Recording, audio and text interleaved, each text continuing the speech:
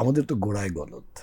মানে প্রাইমারি স্কুলে তো আপনি দেখেন যে প্রাইমারি স্কুলে কারা শিক্ষকতা করেন বা কারা শিক্ষকতায় যান, মানে নিশ্চয়ই যারা অনেক মেধাবী তারা নিশ্চয়ই প্রাইমারি স্কুলে শিক্ষকতা করেন না।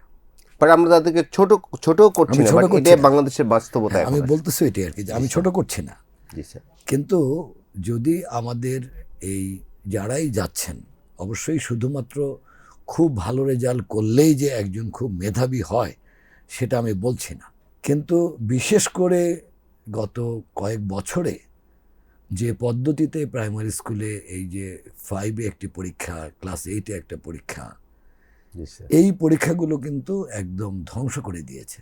এবং সত্যিকারভাবে যখন এই পদ্ধতি ওই সময়ের সরকার চালু করেন, আমি কিন্তু পরিষ্কারভাবে বলেছি তখন যে এই পদ্ধতি বাংলাদেশের শিক্ষা ব্যবস্থাকে অনেক ক্ষতি করে ফেলবে।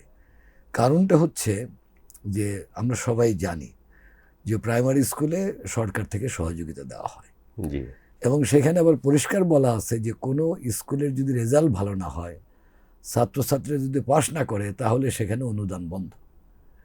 এখন আমার এক আত্মীয় প্রাইমারি স্কুলে শিক্ষকতা করতেন, পরে উনি হেডমাস্টারও হয়েছেন। উনি নিজেই বলেছেন যে শুধু অনুদানের জন্য আমরা শিক্ষকদের দিয়ে লিখিয়ে তারপরে এই খাতা আমরা জেলা পর্যায়ে জমা দিতাম।